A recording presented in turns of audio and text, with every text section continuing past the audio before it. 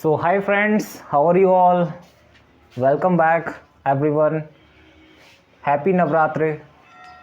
A beautiful channel named Physics Coach representing you a very important lecture, magnetic field at the center of circular coil. So, friends, today we are celebrating Navratra. Okay, so on this occasion, I am presenting you this lecture. Means this is very important lecture. It contains lot of question in IIT JEE NEET. You will find so many questions, hardly 5-6 questions you will find from this topic in the IIT JEE problem, IIT JEE exam. So okay, so like EMU, UPTU, so many exams you will find every time, every year question from this topic. So focus on this topic very much and try to learn in depth. So we will understand what is magnetic field at the center of circular coil. देखिए, in the yesterday lecture, or we can say that magnetic field due to a straight wire, what we understand, ये magnetic field straight wire है, इसकी वजह से magnetic field क्या होती थी at certain point. What is the magnetic field, we understand that. तो किसी ने अगर उस लेक्चर को नहीं देखा तो please watch that lecture. Today we will understand magnetic field due to a circular coil. Means I rolled it, मतलब इस स्ट्रेट वायर को मैंने सर्कुलर बना दिया. I convert it into the circular coil. आप देख रहे हैं, clear. It becomes similar to circular coil. अब ये सेमी सर्कल है, I converted it into the circular coil. Now we need to find what is the magnetic field due to this circular coil at its centre. Clear. तो इसके centre में magnetic field क्या होगा, let's see. This is the circular coil, this is the circular coil and this is the centre. Clear. So current is flowing into the circular coil from battery. मैंने क्या battery connect कर दी, we connected a battery. मान लीजिए 5 volt का battery हमने connect कर दिया and a current is flowing, I current is flowing in the circular coil. Clear. Now we need to find what is the magnetic field at this center of this circular coil. तो देखिए ये current यहाँ से flow हुआ, then it goes here. We need to apply what? I tell you very fundamental law, that is Biot-Savart law. dB is equal to, क्या बताया था मैंने आपको, dB is equal to mu not upon 4 pi current I dl cross r upon r cube. ये मैंने आपको बताया था expression of magnetic field due to a small elementary element dl according to Biot-Savart law. If you know, अगर आपको ये पता है Biot-Savart law, then you can calculate magnetic field at any point of any shape material body. Clear. So यहाँ circular coil दिया हुआ है आपको. आई will consider a small elementary element dl. Clear. dl मैंने छोटा सा एलिमेंट कंसिडर कर लिया. And what is the direction of the dl element, I tell you direction of dl element is in the direction of current. तो देखिए इस point पर direction क्या है करंट की, ऐसे जा रहा है. ठीक है. फिर करंट कैसे हो गया, ऐसे. It means what, direction of dl element is along the tangent. इस सर्कल पे जहाँ भी आप टेंजेंट ड्रॉ करेंगे that is the direction of dl element. Clear. तो आपको कुछ नहीं करना, और याद रखना ये जो टेंजेंट होती है ये रेडियस पे क्या होता है, this tangent is perpendicular to the radius. It means what कि dl cross r means what, dl r sine 90. dl और r के बीच में एंगल कैसा है, 90 का. सो dl क्रॉस r कितना हो जाएगा, अगर आप इसको ओपन करेंगे dl क्रॉस r क्या रहेगा, dl r साइन 90. देख रहे हैं dl एलिमेंट ये रहा, डायरेक्शन ये रही, टेंजेंट क्या बताएगी यहाँ पर, डायरेक्शन. क्योंकि देखिए dl एलिमेंट यहाँ पर ये रहा, dl एलिमेंट ये रहा. ये छोटे छोटे dl एलिमेंट को क्या करेंगे आप, ऐड कर देंगे, then you will get the magnetic field at the centre of circular coil. तो पहले इस छोटे से एलिमेंट से मैग्नेटिक फील्ड निकाल लीजिए सेंटर पे, क्या होगा. तो देखिए I am drawing again. Please focus carefully. इसको मैं दोबारा से ड्रॉ कर देता हूँ। Just see, this is our circular coil, this is center. I consider a small element dl element. This is the r vector. R vector क्या बताता था? Position at which we have to find the magnetic field. It is a position vector that tells the position of a point at which we have to find the magnetic field. तो कहाँ find करना है आपको? इस point पर। इसकी direction क्या होगी? ऐसे। तो इस छोटे से एलिमेंट की वजह से देखिए करंट कैसे जा रहा है, ऐसे जा रहा है current. Clear. Now what is the magnetic field due to this element? dB is equal to क्या होगा? Mu not upon 4 pi I dl r upon are cube. Clear. r से r कैंसिल हुआ। नाउ सी व्हाट, यहाँ क्या आ जाएगा? r square. तो dB क्या होगा आपका? dB is equal to mu not upon 4 pi I dl upon are square. Clear. इसको इंटीग्रेट कर दीजिए आप, you will get the total magnetic field. Mu naught constant है, 4 पाई कॉन्स्टेंट है, आई कॉन्स्टेंट है, आर कॉन्स्टेंट है। आप circle में पूरे के पूरे एंड पर क्या रहेगा? रेडियस। सेंटर से जो पॉइंट है आपका, जो लोकेशन है, मतलब जो एलिमेंट आपने कंसिडर किया है उसका सेंटर से हमेशा डिस्टेंस क्या रहेगा? R. Every time it will be r r r r. अभी एलिमेंट, इस छोटे से एलिमेंट की वजह से मैग्नेटिक फील्ड क्या होगा? ये होगा dB is equal to mu not upon 4 pi I dl r upon are cube. ये इस छोटे से एलिमेंट की वजह से होगा। Now we will do integration. Integration means इतने छोटे छोटे एलिमेंट जो भी आए इस सर्कल के, मान लीजिए सर्कुलर कॉइल के छोटे छोटे एलिमेंट्री एलिमेंट्स हैं। मान लीजिए dl1 dl2 dl3 dl4 छोटे छोटे एलिमेंट है। मान लीजिए dl1 dl2, ये छोटा एलिमेंट हो गया, छोटा एलिमेंट हो गया, ये छोटा सा एलिमेंट, छोटा सा एलिमेंट, ऐसे dlnth एलिमेंट, dln। इन छोटे छोटे एलिमेंट्स को हम क्या करेंगे? इंटीग्रेट कर देंगे। इंटीग्रेट करने के बाद you will get the total magnetic field at the centre of circular coil when we pass a current I to it. Clear. So आप इसको इंटीग्रेट करेंगे तो क्या आएगा? dB क्या हो जाएगा? B is equal to mu not upon 4 pi I, बाहर ले लेंगे क्योंकि करंट क्या है? बैटरी कांस्टेंट बैटरी है, मतलब कांस्टेंट वोल्टेज है इसका, तो करंट भी क्या रहेगा? Constant. R square integration dl। अब देखिए ध्यान से देखिए, छोटे छोटे एलिमेंट dl को अगर आप मिला देंगे, देखो dl1 dl2 dl3, integration dl का मीन्स क्या है? देखिए ध्यान से देखिए, इंटीग्रेशन dl का मीन्स क्या है? dl1 dl2 dl3 dl4 up to dln। छोटे छोटे dl एलिमेंट्स को अगर आप मिला देंगे, जोड़ देंगे, then you will get the complete length of the circular coil, that is L। जो भी आप लिख लेंगे। तो यहाँ क्या आएगा? देखिए ध्यान से, मैग्नेटिक फील्ड क्या आगे expression? Mu not upon 4 pi I L upon are square. अब सर्किल में जो आपका L होता है, what is L? L is what? Here L क्या है? देखिए ध्यान से देखिए, L क्या है? L is the length of the circular coil. ये बेसिकली इतना स्पेस नहीं है, बहुत छोटा स्पेस होता है। आई जस्ट सॉ यू, मतलब आपको समझ में आ जाए, मतलब ये है। तो देखिए ये जो L होगा, what is L? L is the perimeter of this circular coil. So L perimeter क्या होगा सर्कल का? 2 पाई r। तो यहाँ क्या आएगा आपका फॉर्मूला? क्या हो जाएगा आपका?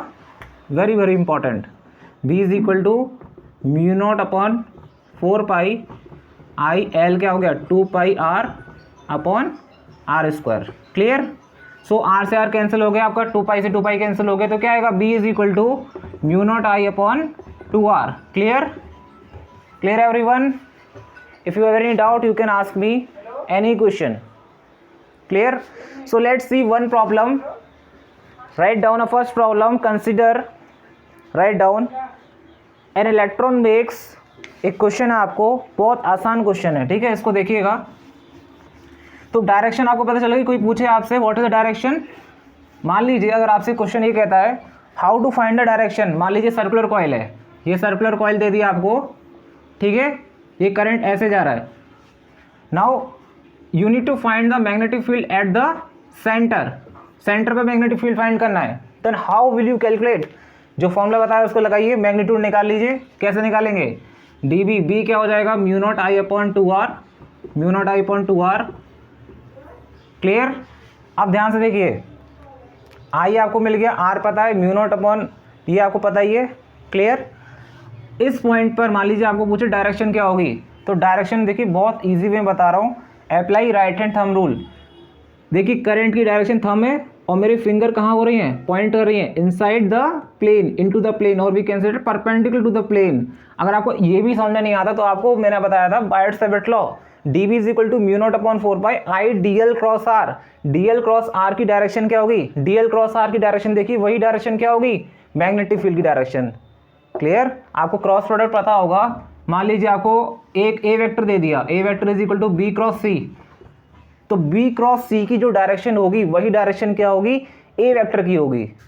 तो यहाँ भी आप डी एल क्रॉस आर की डायरेक्शन निकालिए, you will get the direction of magnetic field. तो डी एल क्रॉस आर निकालिए, देखिए ये छोटा सा एलिमेंट डी एल हो गया, ठीक है, और ये हमारा क्या हो गया आर। क्लियर। तो डी एल क्रॉस आर कहाँ जाएगा, मान लीजिए मैं मान लेता हूँ ये आपका क्या है X axis, this is Y axis, और इसके परपेंडिकुलर क्या हो गया जेड एक्सिस। क्लियर। तो डीएल एलिमेंट क्या बताया था मैंने, direction of DL element is along the current, और करंट क्या है बेसिकली, देखिए डायरेक्शन क्या करंट के अलग मतलब ये टेंजेंट के लॉन्ग है। Direction of DL element is along the tangent of the circle. तो यहाँ मान लीजिए इस पॉइंट पे टेंजेंट क्या ऐसे है। क्लियर। तो देखिए आप कहीं भी किसी भी पॉइंट पर निकाल लीजिए, आपको डायरेक्शन क्या मिलेगा, इनटू द प्लेन। मान लीजिए डीएल आपका ऐसे है, तो ये वेक्टर मान लीजिए क्या है वाई की डायरेक्शन में, मान लीजिए जे डायरेक्शन हो गया, और आर वेक्टर मतलब टुवार्ड्स पॉइंट ऐसे है, डायरेक्शन ऐसे आर वेक्टर यानी टुवार्ड्स एक्स एक्सिस यानी आई वेक्टर। तो जे क्रॉस आई अगर आप निकालेंगे, आपको पता है आई जे के का रूल, आई जे के। क्लियर। तो जे क्रॉस आई क्या होगा, जे क्रॉस आई क्या होगा इनटू द प्लेन। क्लियर। तो J cross I into the plane, it means what, direction कैसी होगी, direction is into the plane. अगर आपको दिखाना है सेंटर पे डायरेक्शन क्या होगी मैग्नेटिक फील्ड की, इनटू द प्लेन, क्रॉस से दिखाएंगे। क्लियर। अगर यही डायरेक्शन होती आउट ऑफ द प्लेन तो कैसे दिखाते, डॉट से। क्लियर हो गया एवरीवन। ओके। अब एक और मैं रूल बताता हूँ आपको, बहुत सिंपल है, ठीक है, उसको ध्यान से देखना, वेरी वेरी इजी, आपको ये सब लगाने की जरूरत ही नहीं है। आप सिर्फ एक ही रूल याद रखिए, ये सर्किल है, अगर सर्किल में मान लीजिए करंट एंटी क्लॉकवाइज है, अगर सर्किल में करंट क्या है एंटी क्लॉकवाइज, तो डायरेक्शन क्या होगी आउटसाइड, आउटवर्ड, मतलब ऐसे out of the plane, plane मतलब ये जो बोर्ड है इसके आउटवर्ड होगी। मान लीजिए इस सर्किल में करंट कैसा फ्लो हो रहा है क्लॉकवाइज, देखिए यहाँ कैसा करंट है एंटी क्लॉकवाइज, एंटी क्लॉकवाइज, ये मैंने डायरेक्शन का रूल बता दिया आपको, एंटी क्लॉकवाइज है, तो मैग्नेटिक फील्ड डायरेक्शन क्या होगी out of the plane, out of the plane. Clear. और मान लीजिए मैग्नेटिक फील्ड की डायरेक्शन, मान लीजिए क्या करंट कैसा फ्लो हो रहा है क्लॉकवाइज, तो मैग्नेटिक फील्ड कैसी होगी inside the plane, into the plane.